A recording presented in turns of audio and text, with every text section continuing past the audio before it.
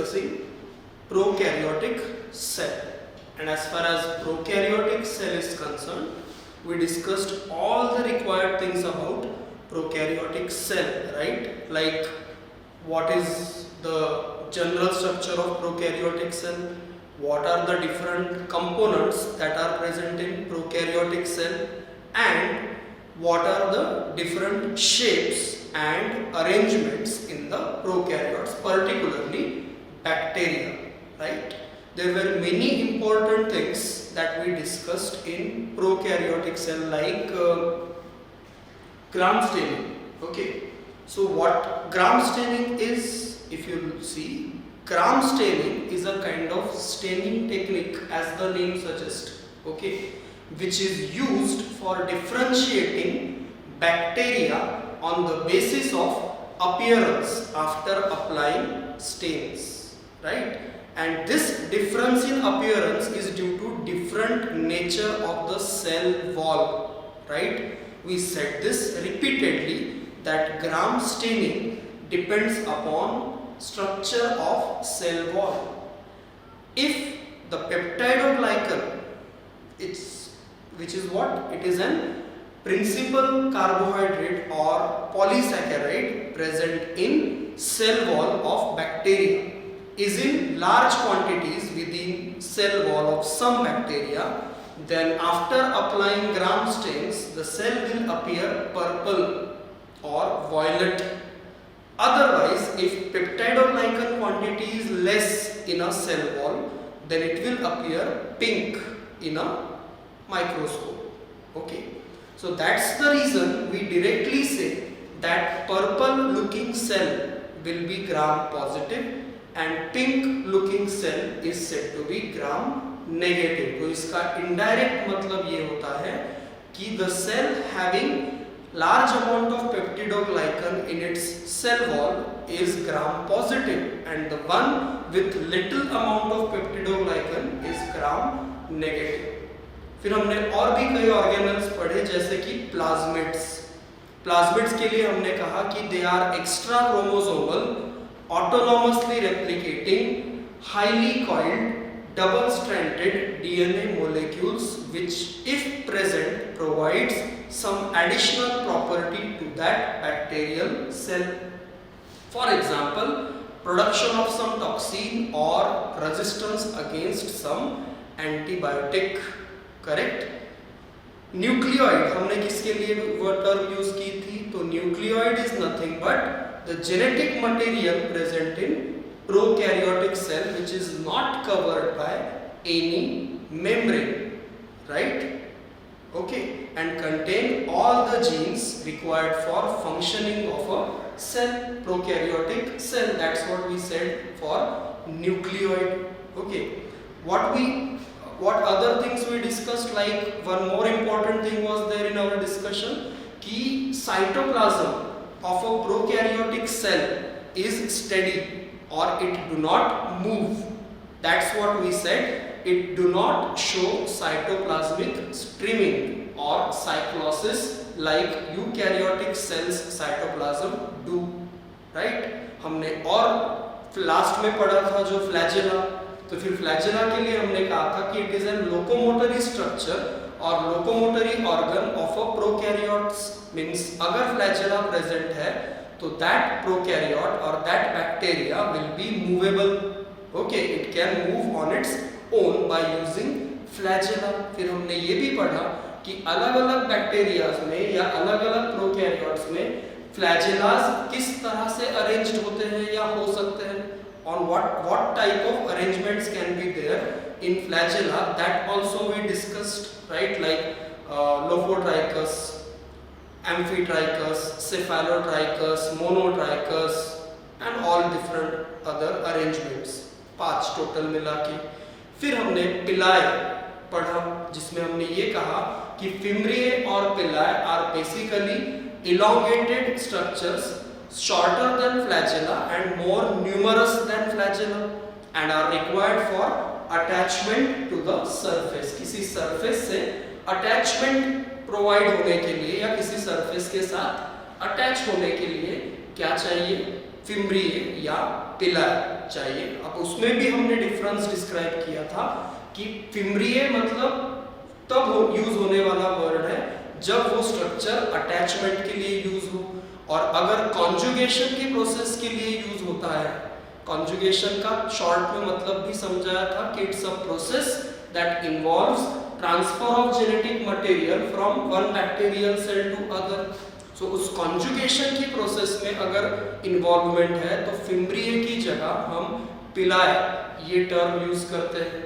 रहा सवाल chemical nature का, तो हमने ये भी कहा कि flagella is made up of flagellin protein while pili is made up of a protein called pilin. Clear?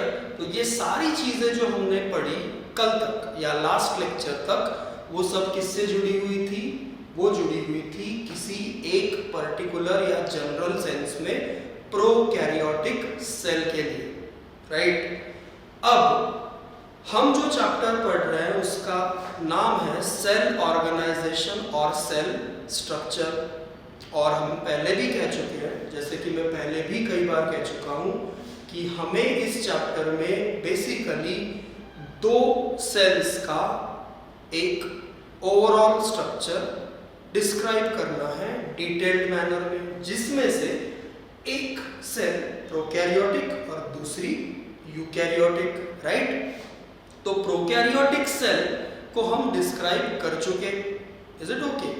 सब structural details and required things के साथ। अब नंबर आता है यूकैरियोटिक सेल का, okay?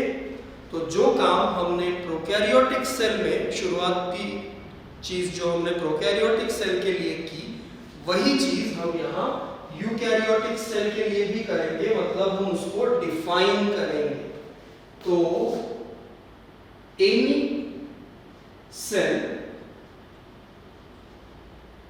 which contain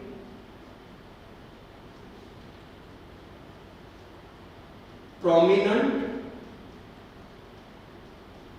nucleus, any cell which contain prominent nucleus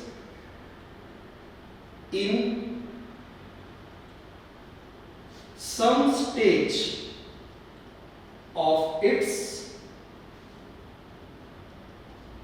life cycle, that is the cell in which genetic material lies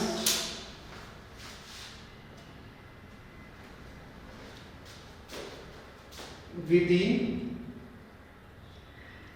the cell in which genetic material lies within nucleus, okay, is called as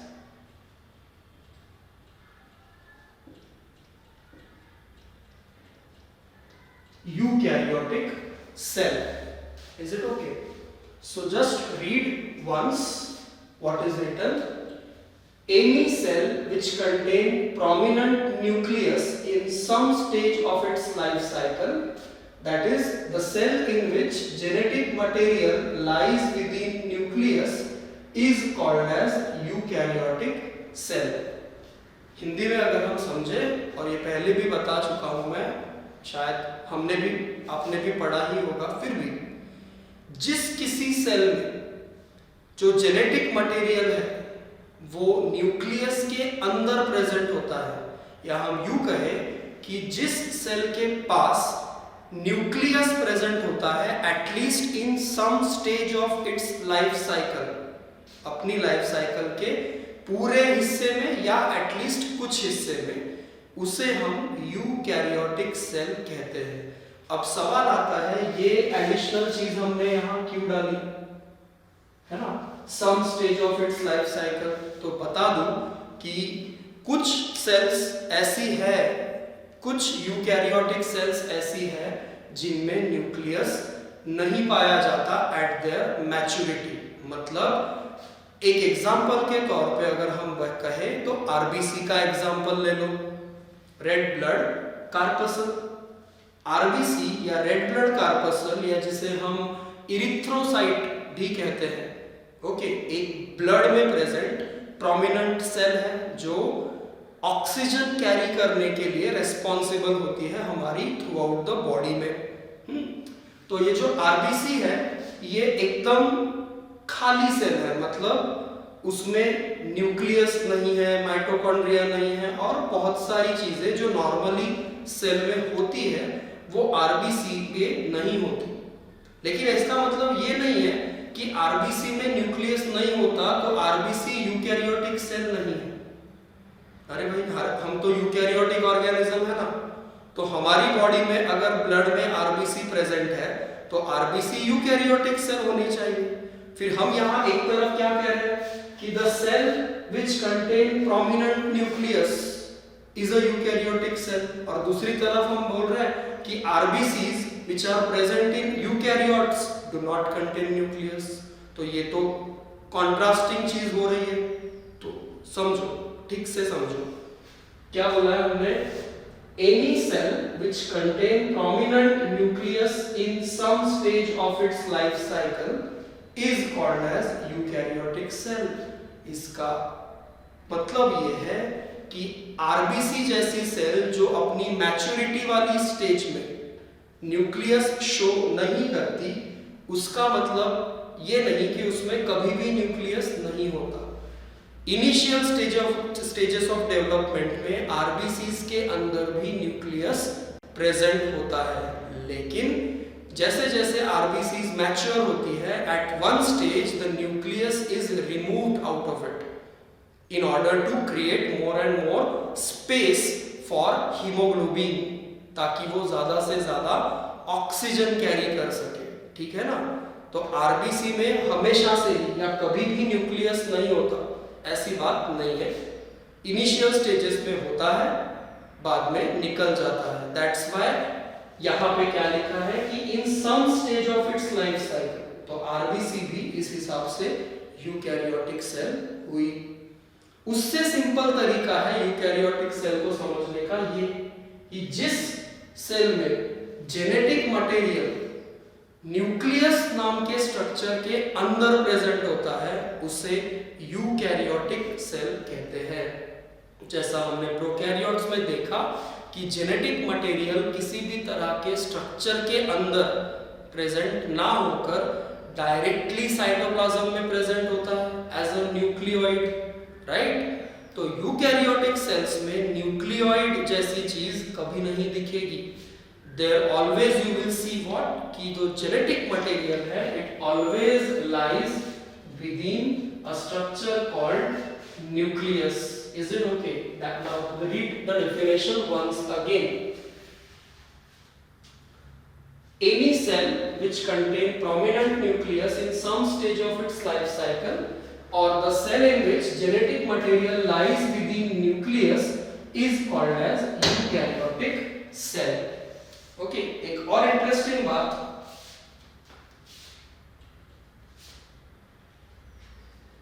there are 5 kingdoms into which all present day organisms are divided। Okay, there are 5, ये मे भी आपको पता होगा कि 5 kingdom system नाम की एक system है और दुनिया भर के सभी ऑर्गेनिजम्स, ठीक है ना, all the organisms known to us this time, okay, और up to this point are divided into total how many kingdoms, 5 kingdoms. Okay, अब उनके नाम भी हम लिख देते हैं यहाँ पे, Monera, protista, fungi, plantae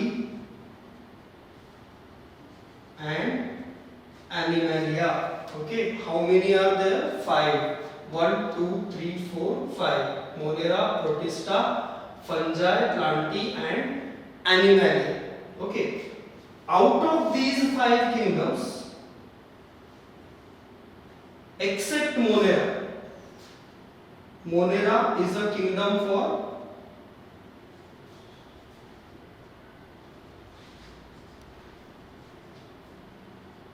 prokaryotic organisms. Okay, ये जो मोनेरा नाम का किंगडम है ये एक्सक्लूसिवली कौन से टाइप के ऑर्गेनिजम्स या कौन सी टाइप की सेल्स के लिए बनाया गया है, जो प्रोकैरियोटिक है, जिनको हम लास्ट क्लास तक खत्म कर चुके हैं. अब बाकी बचे कितने? Protista, fungi, Plantae and Animalia. ये चारों किंगडम्स प्रोटिस्टा, फंजाई, प्लांटी और एनिमलिया, इन चारों ही किंगडम्स में कौन से टाइप के ऑर्गेनिजम्स पाए जाते हैं? तो eukaryotic organisms. Is it okay? See the thing, there are total how many kingdoms into which we divide the organisms till known to us? 5 kingdoms. Okay, which are these 5 kingdoms? Monera, Protista, fungi, plantae and animalia. Out of these 5 kingdoms, only one kingdom, that is Monera, is for prokaryotic organisms, and rest 4, that is Protista, fungi, plantae and animalia, are for eukaryotic type of organisms. And who are eukaryotes? और किस तरह के organisms को हम eukaryotes कहें? तो सीधी सी बात है, जिन ऑर्गेनिजम्स के सेल्स में या जिन ऑर्गेनिजम्स के अंदर यूकैरियोटिक सेल्स पाई जाती है, ओके, उन्हीं को हम यूकैरियोट्स कहते हैं. और यूकैरियोटिक सेल किसको कहा जाए?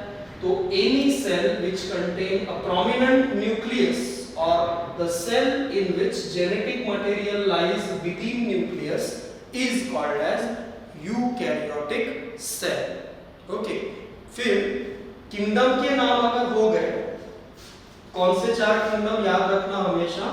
मोनेरा छोड़ के बाकी 4, मतलब प्रोटिस्टा, फंजाई, प्लांटी और एनिमलिया. ये चारों किंगडम्स में यूकैरियोटिक ऑर्गेनिजम्स हैं. अगर एग्जाम्पल के तौर पे लिया जाए तो नॉन एग्जाम्पल्स लेते हैं जो जनरली हमें पता हो. ओके, जैसे यीस्ट या पेनिसिलियम, ये क्या है? फंजाई के एग्जाम्पल्स है, राइट? अमीबा या फिर पैरामीशियम, ये किसके एग्जाम्पल्स हैं? प्रोटिस्टा किंगडम के एग्जाम्पल्स है, राइट? फिर अलगी हो गया, या फिर मैंगो ट्री या और कोई ट्री, ये किसका एग्जाम्पल है? प्लांटी इस किंगडम के मेंबर्स का एग्जाम्पल है.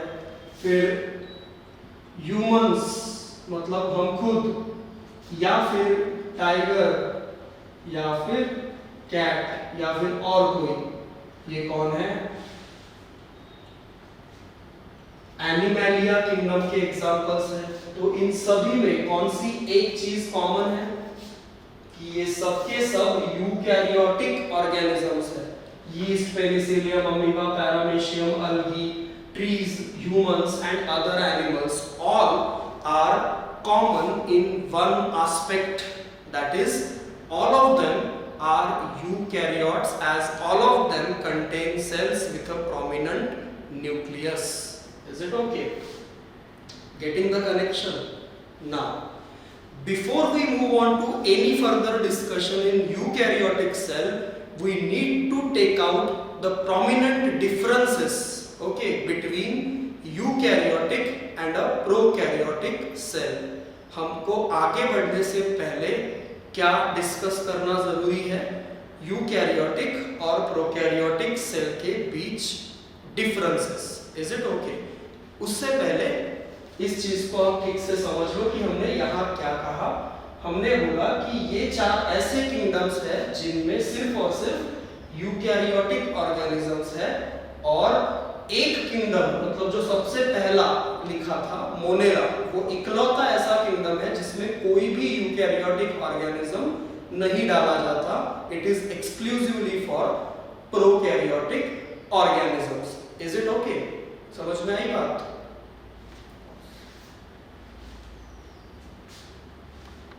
So as you can see on the board, on one side there are diagrams, but we will come on to this later.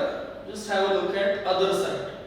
What is written for you is the prominent set of differences lies between a general prokaryotic cell and a eukaryotic cell. जो हमने लिखा है वो क्या है?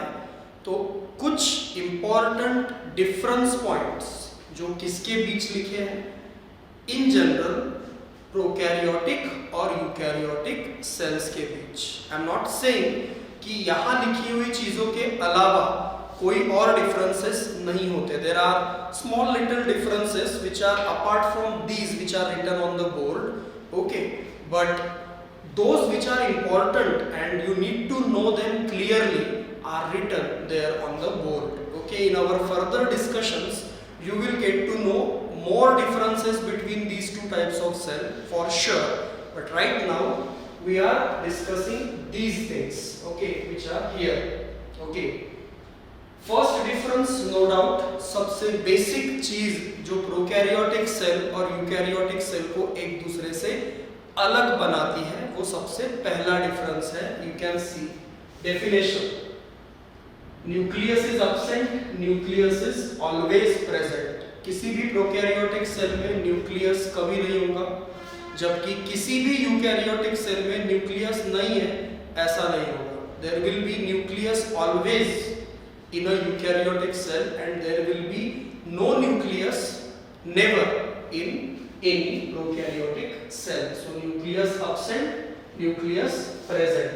अब elaborate करना है तो इसी डिफरेंस को हम और बता सकते हैं अलग तरीके से कि in prokaryotes genetic material lies directly in cytoplasm, okay, and not covered by any membrane, while in eukaryotes genetic material lies in nucleus or it is always covered by membrane। इसको ऐसे तरीके से भी लिखा जा सकता है, राइट? सेकेंड डिफरेंस पॉइंट क्या दिखता है हमको? Cell wall. हम पढ़ चुके हैं कि प्रोकैरियोटिक सेल्स में अगर सेल वॉल है, एक एक्सेप्शन बताया था माइकोप्लाज्मा जिसमें सेल वॉल नहीं होती, लेकिन अगर सेल वॉल है प्रेजेंट तो प्रोकैरियोट्स में सेल वॉल में प्रेजेंट प्राइमरी कंपोनेंट कौन सा होता है? पेप्टिडोग्लाइकन, जिसको हमने अल्टरनेटली म्यूरेन भी कहा था, राइट? अगर यूकैरियोटिक सेल की बात करें तो cell wall again if present, इसका मतलब ये कि हर एक यूकैरियोटिक सेल में भी सेल वॉल हो ये जरूरी नहीं। जैसे कि एनिमल सेल्स में सेल वॉल नहीं होती, प्लांट सेल्स में होती है, फंगस में होती है, प्रोटिस्ट्स में भी कुछ प्रोटिस्ट्स में होती है, कुछ में नहीं होती। हम इन जनरल बात कर रहे हैं कि if cell wall is present then it contains cellulose or chitin or even chemicals like hemicellulose, lignin, ये उन केमिकल्स के नाम है सेल्यूलोज, चिटिन, हेमीसेल्यूलोज, लिग्निन, जो केमिकल के तौर पे यूकैरियोट्स के सेल वॉल में पाए जाते हैं। कहने का मतलब सिर्फ इतना है कि पेप्टिडोग्लाइकन या म्यूरेन ये केमिकल किन की सेल वॉल में पाया जाता है? प्रोकैरियोट्स की, never in eukaryotic cell wall. और यूकैरियोटिक सेल वॉल में फिर पेप्टिडोग्लाइकन नहीं होता तो क्या होता है? There are different chemicals that can be a part of eukaryotic cell wall like plant की बात करें तो सेल्यूलोज, हेमीसेल्यूलोज जैसी चीजें हैं, और फंगस की बात करें तो चिटिन, CHITIN, चिटिन नाम का केमिकल, जो कि फिर से एक कार्बोहाइड्रेट है, वो फंगस की सेल वॉल में पाया जाने वाला प्राइमरी कंपोनेंट है। सेल्यूलोज, हेमीसेल्यूलोज ये प्लांट की सेल वॉल में पाए जाने वाले प्राइमरी कंपोनेंट्स हैं, लेकिन पेप्टिडोग्लाइकन पिक्चर में नहीं है। तो वही बात हम कह रहे हैं ना कि cellulose, hemicellulose, chitin, lignin, all these chemicals are a part of eukaryotic cell wall, and peptidoglycan और murein is a part of prokaryotic cell wall. That's the difference point. Third difference point भी हम पहले भी discuss कर चुके हैं, फिर से यहाँ पे और एक बार यहाँ पे डिस्कस कर रहे हैं। क्या है? साइटोप्लाज्मिक स्ट्रीमिंग, जो कि मतलब इसका पहले भी समझा चुका हूं मैं कि there is a continuous movement of cytoplasm in eukaryotic cells called cytoplasmic streaming. Cytoplasm के कंटिन्यूअसली मूव होने का जो फिनोमिनन है उसे साइटोप्लाज्मिक स्ट्रीमिंग या साइक्लोसिस कहा जाता है। और ये साइक्लोसिस या साइटोप्लाज्मिक स्ट्रीमिंग जो फिनोमिनन है वो सिर्फ और सिर्फ यूकैरियोटिक सेल्स के साइटोप्लाज्म में देखने को मिलता है। प्रोकैरियोटिक सेल्स का साइटोप्लाज्म मूव नहीं होता on its own. Means cytoplasmic streaming नाम का फिनोमिनन प्रोकैरियोट्स में एब्सेंट होता है और यूकैरियोट्स में प्रेजेंट होता है। तो ये एक और point of difference. Fourth, cytoskeletal structures and membrane bound organelles are absent. Cytoskeletal structure का तो नहीं, लेकिन मेम्ब्रेन बाउंड ऑर्गेनेल्स का जिक्र हो चुका है प्रोकैरियोटिक सेल की डायग्राम में, कि हमने कहा था किसी भी तरह का ऐसा स्ट्रक्चर या ऐसा ऑर्गेनेल जो मेम्ब्रेन बाउंड हो, मतलब जिसकी खुद की मेम्ब्रेन्स हो, वो प्रोकैरियोटिक सेल्स में प्रेजेंट नहीं होता। मतलब mitochondria, chloroplast, lysosomes, Golgi complex, endoplasmic reticulum, ये जो सारी चीजें हैं इन्हें हम मेम्ब्रेन बाउंड ऑर्गेनेल्स कहते हैं। और इनमें से कोई भी किसमें प्रेजेंट नहीं होता? प्रोकैरियोटिक सेल्स में इनमें से कोई भी प्रेजेंट नहीं होता, राइट? साइटोस्केलेटल स्ट्रक्चर्स का जहां तक सवाल है, उन स्ट्रक्चर्स को साइटोस्केलेटल स्ट्रक्चर्स कहा जाता है जो सेल को इंटरनली सपोर्ट प्रोवाइड करते हैं। वो प्रोटीनेशियस होते हैं, मतलब प्रोटीन से बने हुए होते हैं। और स्केलेटल ये टर्म क्यों है उनके नाम में? तो वो सेल को इंटरनली स्ट्रक्चर को, सेल के पूरे ढांचे को सपोर्ट प्रोवाइड करने का काम करती है। तो किसी भी तरह का प्रोटीनेशियस साइटोस्केलेटल स्ट्रक्चर ना किसी तरह का membrane bound organelle prokaryotic cell में नहीं होता। That's why what is written कि any kind of cytoskeletal structure and membrane bound organelle are completely absent from a prokaryotic cell. Is it okay? On the other side, what is written? Cytoskeletal structures which are, as I said, proteinaceous and different membrane bound organelles like, for example, mitochondria, lysosomes, etc. are always present in eukaryotic cell. सीधी सीधी बात, किसी भी तरह का membrane bound structure या cytoskeletal structure prokaryotes में नहीं होता, eukaryotes में होते हैं। देन राइबोसोम्स की बात हम इससे पहले कर चुके हैं, हमने काफी कुछ उसके बारे में डिस्क्राइब किया था, और भी करेंगे यूकैरियोटिक सेल में जब भी वो आएगा। लेकिन यहाँ पे डिफरेंस पॉइंट की जहां तक बात है, हमने कहा था कि ribosomes are those organelles which are naked, non membrane bound, right, and made up of proteins and RNA. हो चुका है ये। अब यही राइबोसोम्स अगर बाय नेचर बात करें तो हमने ये भी पढ़ा है कि प्रोकैरियोटिक सेल्स के साइटोप्लाज्म में प्रेजेंट राइबोसोम्स कौन से टाइप के होते हैं? सी 70S टाइप पढ़ चुके हैं कि prokaryotic cell contains 70S type of ribosome where S stands for Svedberg unit, a kind of unit for density of that ribosome. और हम ये भी पढ़ चुके हैं कि 70S राइबोसोम के दो अनइक्वल सब यूनिट्स होते हैं, major 50S and minor 30S, right? तो फिर अगर हम यही राइबोसोम यूकैरियोटिक सेल्स में देखें तो नो डाउट प्रोटीन सिंथेसिस की प्रोसेस जैसे प्रोकैरियोटिक सेल्स के लिए जरूरी है उतनी ही जरूरी वो यूकैरियोटिक सेल्स के लिए भी है। तो ऐसा तो नहीं हो सकता कि प्रोकैरियोटिक सेल्स में राइबोसोम है और यूकैरियोटिक सेल में नहीं है। तो फिर पॉइंट ऑफ डिफरेंस क्या है? पॉइंट ऑफ डिफरेंस ये है कि जो type of ribosomes prokaryotic cell में है वो सिर्फ एक टाइप का है, 70S, जबकि यूकैरियोटिक सेल में 70S टाइप ऑफ राइबोसोम्स के साथ साथ और कौन सा राइबोसोम पाया जाता है? 80S। ओके, 80 इसलिए क्योंकि उसकी डेंसिटी ज्यादा है। अब डिफरेंस वाला पॉइंट तुमको याद क्या रखना है कि 80S ribosome are never present in prokaryotic cell because they always contain only 70S type of ribosome, while in case of eukaryotes there is presence of both the types of ribosomes, that is 70S as well as 80S.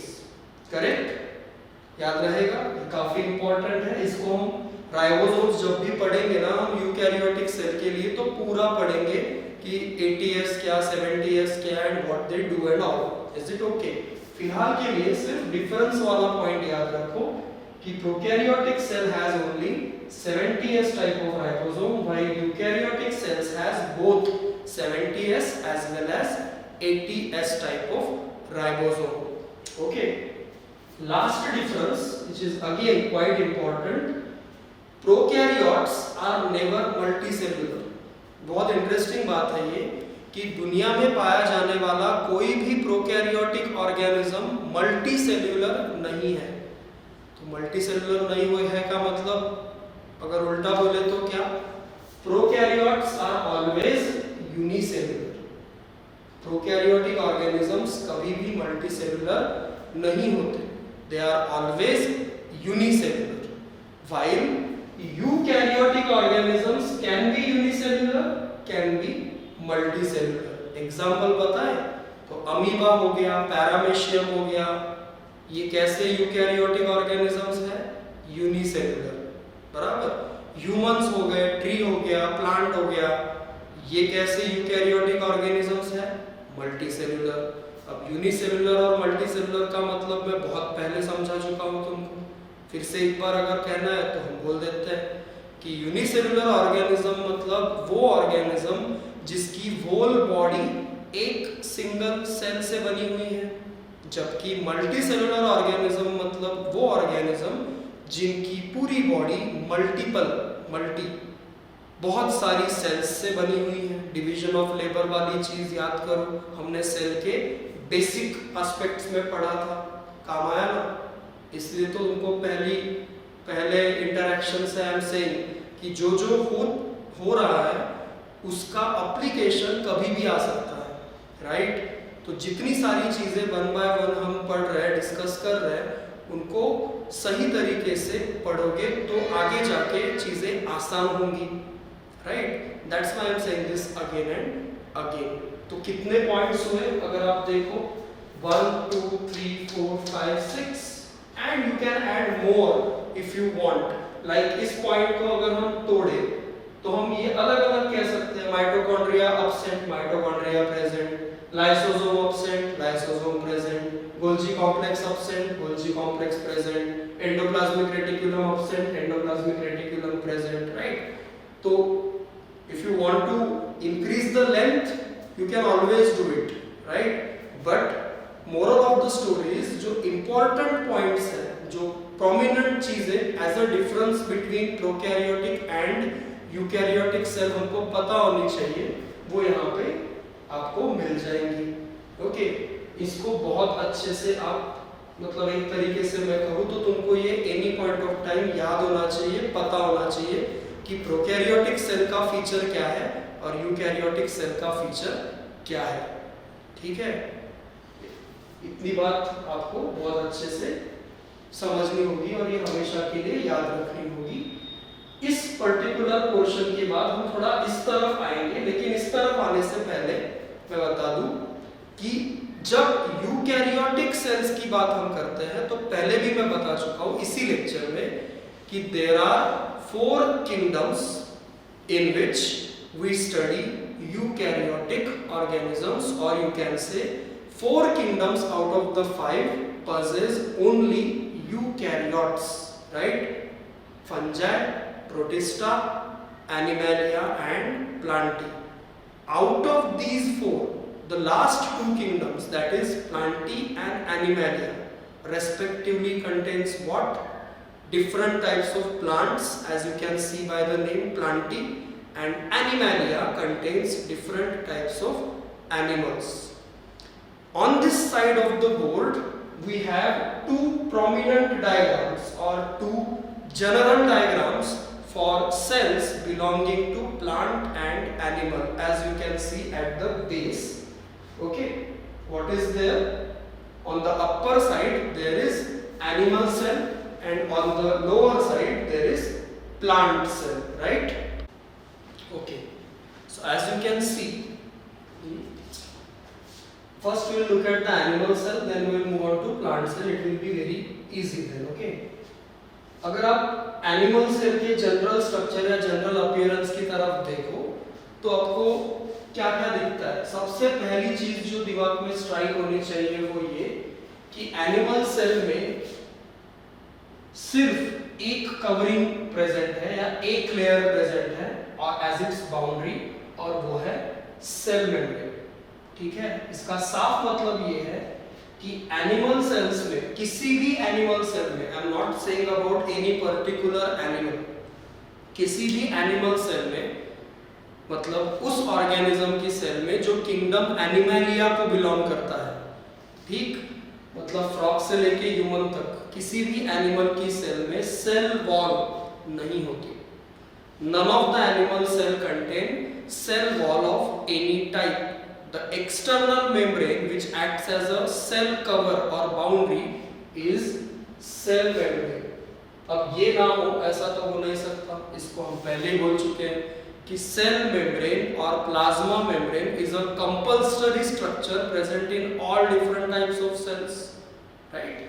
But the thing is, cell membrane is the only covering present in animal cell. There is no cell wall at all. Is it okay? Beneath cell membrane, cell membrane के नीचे अगर हम देखें तो normally जो हमने prokaryotic cells में देखा वही यहाँ पे भी दिखेगा कि there is a presence of cytoplasm, जिसको यहाँ पे हमने लिखा है साइटोप्लाज्मिक मैट्रिक्स। ये जो डॉट डॉट दिख रहे हैं ये किसका रिप्रेजेंटेशन है? Fluid part of the cytoplasm, जिसको हमने कहा साइटोप्लाज्मिक मैट्रिक्स, राइट। एक एडिशनल बात यहाँ पे समझ लो, जब हम टर्म यूज करते हैं साइटोप्लाज्म, ठीक, और जब हम टर्म यूज करते हैं प्रोटोप्लाज्म, तो इसमें फर्क क्या है? Protoplasm means cytoplasm plus nucleus. हमेशा याद रखना ये बात कि प्रोटोप्लाज्म मतलब साइटोप्लाज्म प्लस न्यूक्लियस। तो अगर प्रोटोप्लाज्म से न्यूक्लियस हटा दो तो बचा क्या? Cytoplasm, right. और you can say cytoplasm is equal to protoplasm minus nucleus. Is it okay? तो फिर न्यूक्लियस गया तो साइटोप्लाज्म में क्या क्या बचा? साइटोप्लाज्म में बची तीन चीजें। एक ऑर्गेनेल्स जैसे माइटोकॉन्ड्रिया, लाइसोसोम्स एटसेट्रा। ठीक, फिर और क्या बचा? वैक्यूल्स। ओके, जैसे gas vacuole, food vacuole, SAP vacuole etcetera etcetera, different type के वैक्यूल्स। और तीसरी चीज मतलब उसका लिक्विड या फ्लूइड पार्ट जिसको हम कहते हैं मैट्रिक्स।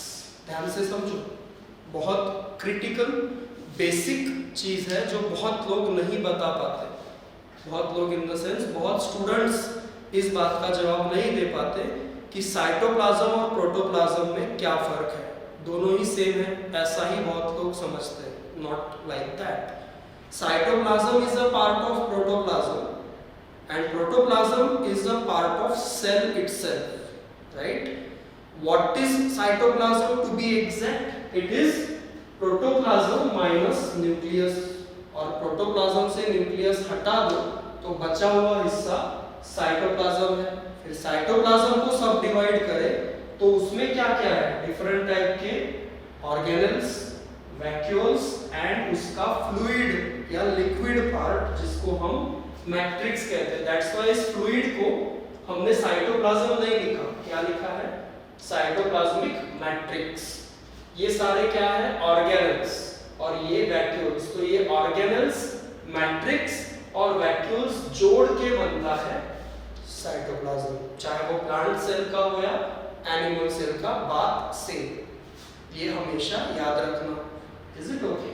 तो ये हुआ साइटोप्लाज्मिक मैट्रिक्स, मतलब fluid part of the cytoplasm. उसके बाद हमको और क्या दिखता है? तो अभी साइटोप्लाज्म या साइटोप्लाज्मिक मैट्रिक्स में डिफरेंट चीजें दिखेंगी हमको। देखो क्या क्या है। एंडोप्लाज्मिक रेटिकुलम है, राइट? दो तरह का होता है। इसको हम फ्यूचर में, जैसे हमने प्रोकैरियोटिक सेल के लिए हर एक स्ट्रक्चर को इलैबोरेट किया, हम यूकैरियोटिक सेल के लिए भी करेंगे। तो आपको बहुत अच्छे से समझ में आ जाएगा कि एंडोप्लाज्मिक रेटिकुलम क्या है, क्यों होता है, उसका काम क्या है। फिलहाल सिर्फ नामों पे फोकस करो तो बेस्ट होगा। तो जैसे यहाँ हमको दिख रहा है स्मूथ और रफ एंडोप्लाज्मिक रेटिकुलम, ER मतलब endoplasmic reticulum. Lysosomes, overall lysosomes digestion के लिए काम करते हैं, digestion of anything that enters into the cell। फिर गोल्जी कॉम्प्लेक्स भी एक एंडोप्लाज्मिक रेटिकुलम जैसा ही मेम्ब्रेनस ऑर्गेनेल है जो डिफरेंट कामों में यूज होता है सेल द्वारा। अब वो कौन से हैं ये हम गोल्जी कॉम्प्लेक्स के डिटेल्ड डिस्कशन में जरूर पढ़ेंगे। फिर ये तो बता चुके हैं साइटोप्लाज्मिक मैट्रिक्स मतलब fluid part of the cytoplasm. इसके अलावा माइटोकॉन्ड्रिया, यहाँ पे एक माइटोकॉन्ड्रिया रिप्रेजेंटेशन के तौर पे निकाला है। There are many mitochondria lies within a cell and mitochondria जब भी नाम आए तो फंक्शन भी उसके साथ बाय डिफॉल्ट आ जाता है, प्रोडक्शन ऑफ एनर्जी, ATP। इसीलिए हम माइटोकॉन्ड्रिया को power house of the cell भी इन जनरल कहते हैं। तो ये माइटोकॉन्ड्रिया जिसके बिना एनर्जी नहीं बन पाएगी और एनर्जी नहीं बनी तो सेल काम नहीं कर पाएगी। तो माइटोकॉन्ड्रिया के डिटेल्ड डिस्कशन को भी हम करेंगे जब उसका नंबर आएगा। फिर vacuoles, as you can see, vacuoles के बारे में बहुत इंपॉर्टेंट चीज मैं यहाँ पे बोलना चाहूंगा कि एनिमल सेल और प्लांट सेल की कंपैरिजन अगर हम करें तो there is a presence of large number of small tiny vacuoles. बहुत सारे छोटे छोटे वैक्यूल्स एनिमल सेल्स में पाए जाते हैं, जबकि प्लांट सेल में एक ही लार्ज वैक्यूल पाया जाता है, एज यू कैन सी। तो ये एक डिफरेंस पॉइंट भी है प्लांट और एनिमल सेल्स के बीच कि plant cell is containing a single large vacuole while animal cell contains many small vacuoles. Is it okay? हम साइड में बाद में फिर थोड़ा सा इनको डिस्क्राइब करने के बाद देखेंगे कि कौन से डिफरेंस पॉइंट्स है प्लांट और एनिमल सेल के बीच इन जनरल। बट फिलहाल और क्या दिख रहा है हमको, राइबोसोम्स। और जैसे कि यहाँ आप ब्रैकेट में देख सकते हो कि कौन से राइबोसोम्स है, ATS। देखो प्रोकैरियोटिक सेल के साइटोप्लाज्म में 70S टाइप का राइबोसोम था, यहाँ पे यूकैरियोटिक सेल के साइटोप्लाज्म में कौन सा राइबोसोम है, ATS type. Is it okay? और फिर डिफरेंस में हमने कहा था कि eukaryotic cell like animal cell और plant cell contains both 70S and 80S type of ribosome, और यहाँ फिर सिर्फ 80S लिखा है, तो फिर 70 कहाँ गया? तो बता दूं कि यूकैरियोटिक सेल्स में 70S टाइप का राइबोसोम्स कुछ ऑर्गेनेल्स के अंदर पाया जाता है, जैसे कि माइटोकॉन्ड्रिया। तो हम माइटोकॉन्ड्रिया के अंदर फिर से 70S राइबोसोम लिखेंगे तो कंफ्यूजिंग हो जाएगा, इसलिए यहाँ पे सिर्फ उस राइबोसोम को लिखा है या निकाला है जो साइटोप्लाज्म में प्रेजेंट है, और वो किस तरह का है, ATS। नो डाउट यहाँ पे भी राइबोसोम्स वही काम करेंगे जो बैक्टीरियल या प्रोकैरियोटिक सेल में करते थे, मतलब protein synthesis. But type of ribosome यहाँ 80S है, प्रोकैरियोटिक सेल के लिए 70S था। और क्या दिखता है, तो और एक चीज हमको यहाँ दिखती है, सेंट्रियोल्स। सेंट्रियोल्स वो स्ट्रक्चर्स हैं जो सेल डिवीजन के समय, मतलब माइटोसिस या मियोसिस के समय स्पिंडल फाइबर्स या फाइबर्स की एक असेंबली बनाते हैं जो क्रोमोसोम्स के या जेनेटिक मटेरियल के सेपरेशन में हेल्पफुल होता है। अब वो कैसे, वो हम सेल डिवीजन में पढ़ेंगे, राइट? फिलहाल सिर्फ इतना समझो कि there is a structure called centriole which lies in animal cells and it is helpful in cell division. Is it okay? Then हमको यहाँ पे 3 नाम दिख रहे हैं, न्यूक्लियर मेम्ब्रेन, क्रोमैटिन और nucleolus. Again see this, nuclear membrane, chromatin and nucleolus, इन तीनों को मिलके हम कहते हैं न्यूक्लियस। Is it okay? इन तीनों को मिलके हम कहते हैं न्यूक्लियस। जब हम टर्म न्यूक्लियस यूज करते हैं तो न्यूक्लियस में क्या क्या आता है, उसकी कवरिंग मतलब न्यूक्लियर मेम्ब्रेन, फिर उसके अंदर प्रेजेंट जेनेटिक मटेरियल मतलब क्रोमैटिन, और उसके अंदर प्रेजेंट और एक स्ट्रक्चर जिसको नाम दिया जाता है न्यूक्लियोलस। तो हम जब भी फर्दर डिस्कशन में न्यूक्लियस नाम का स्ट्रक्चर डिटेल में पढ़ेंगे तो इन सब का डिस्क्रिप्शन डिटेल में आएगा, एलैबोरेटेड मैनर में आएगा कि न्यूक्लियर मेम्ब्रेन का स्ट्रक्चर कैसा है, क्रोमैटिन का मतलब क्या होता है, न्यूक्लियोलस क्या होता है। Everything will come in our future discussion about eukaryotic cell. You don't worry about that at all. What I am saying is just focus on different names you see here, because as we said for prokaryotic cell you must be capable, तुमको ये पूरी तरह से आना चाहिए कि तुम बिना देखे सारे स्ट्रक्चर्स के साथ एनिमल या प्लांट सेल का कंप्लीट डायग्राम नामों के साथ निकाल सको, लिख सको। ठीक, इनमें जो जो नाम आपको दिख रहे हैं या जो जो स्ट्रक्चर्स हमको यहाँ दिख रहे हैं, उन सभी स्ट्रक्चर्स को डिटेल में हम पढ़ेंगे, क्योंकि इस चैप्टर का पर्पस ही ये है कि इन सारे स्ट्रक्चर्स को इलैबोरेटेड मैनर में पढ़ना और उनके फंक्शन को समझना। तो वो तो हम करेंगे ही, बट ये इनिशियल स्टेज है जिसमें हमको सिर्फ नाम और लोकेशन वाइज चीजों को समझना है। अब आप नीचे की तरफ देखोगे तो यहाँ पे आपको दिखेगी plant cell, right? Plant cell में कुछ चीजें एनिमल सेल्स जैसी ही है, कॉमन चीजें आप निकाल लो कौन कौन सी है। देखो गोल्जी कॉम्प्लेक्स यहाँ पे भी है, ठीक, साइटोप्लाज्मिक मैट्रिक्स यहाँ पे भी है, माइटोकॉन्ड्रिया यहाँ पे भी है, न्यूक्लियस यहाँ पे भी है, सेल मेम्ब्रेन यहाँ पे भी है, एंडोप्लाज्मिक रेटिकुलम है, लाइसोसोम्स है, राइबोसोम्स है। तो ये जो जितनी राइट की हुई चीजें हैं इनका फंक्शन प्लांट सेल में बदल नहीं जाएगा, जो एनिमल सेल्स में था वही यहाँ पे भी लागू होगा। मतलब एंडोप्लाज्मिक रेटिकुलम जो एनिमल सेल में करता है वही प्लांट सेल के लिए करेगा। लाइसोसोम्स भी सेम, राइबोसोम्स भी same, nucleus, Golgi complex, cytoplasmic matrix, everything is same. तो फिर ये राइट की हुई चीजों के अलावा कौन सी चीजें हैं जो हमको सिर्फ प्लांट सेल में दिख रही है? देखो ये बॉक्स में कर रहा हूं मैं इन्हें to make them easy. Okay, as you can सी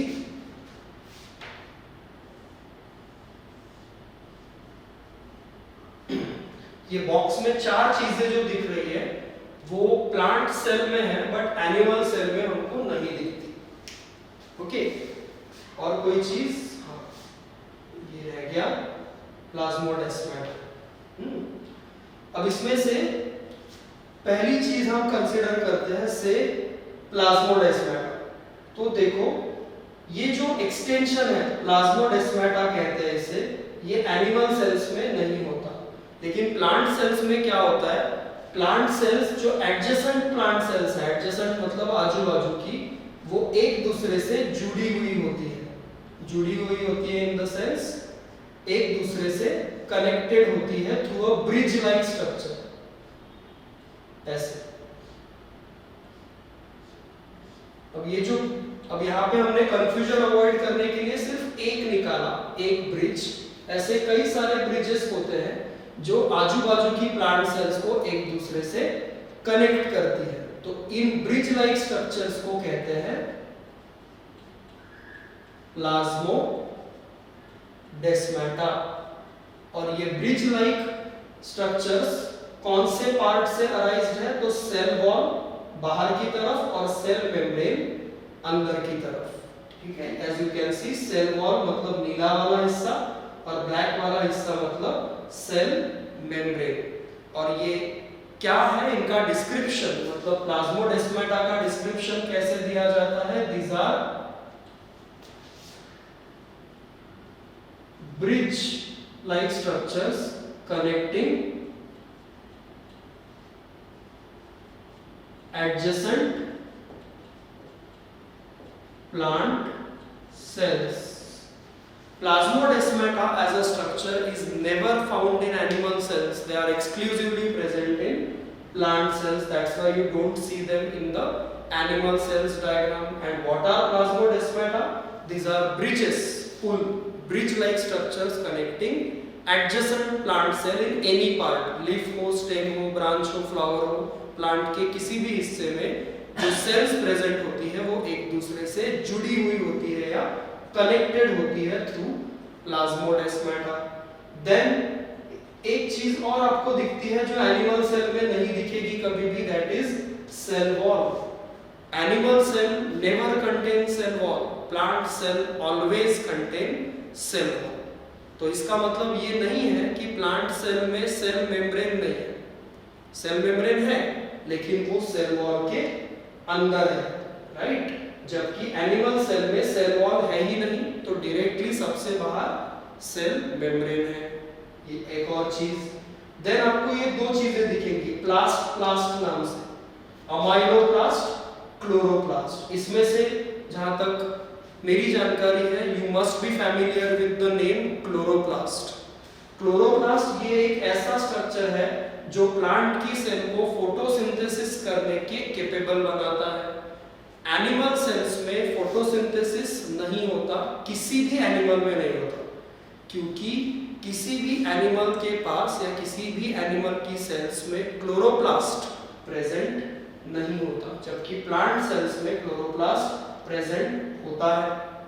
तो यहाँ पे मेंशन है। अब क्लोरोप्लास्ट के लिए भी मैं वही बोलूंगा कि इसका डिटेल्ड स्ट्रक्चर, फंक्शन, सब कुछ हम पढ़ेंगे in the discussion that will follow. Okay, chloroplast की ही तरह एक और स्ट्रक्चर है अमाइलोप्लास्ट। तो देखो, जब फोटोसिंथेसिस होता है तो क्या होता है? लाइट एनर्जी का इस्तेमाल करके फूड एनर्जी बनाई जाती है या फूड बनाया जाता है। तो उस फूड को किस रूप में बनाया जाता है? कार्बोहाइड्रेट्स।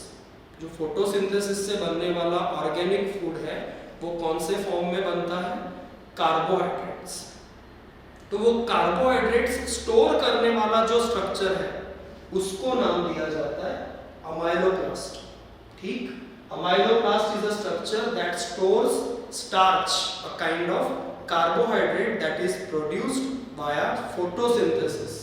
तो ये भी एनिमल सेल्स में नहीं पाया जाता, प्लांट सेल्स में पाया जाता है अमाइलोप्लास्ट।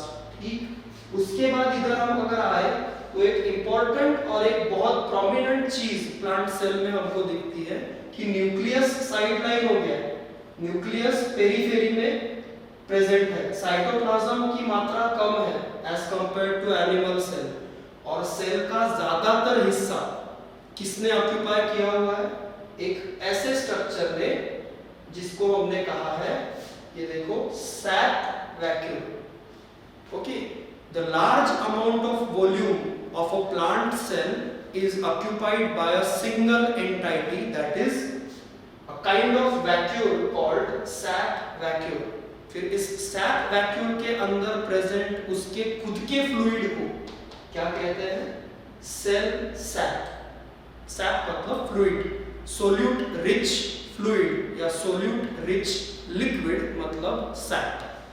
तो अंदर प्रेजेंट फ्लूइड को सैक कहते हैं और उसकी मेम्ब्रेन को, उसकी खुद की जो मेम्ब्रेन है उसे क्या कहते हैं?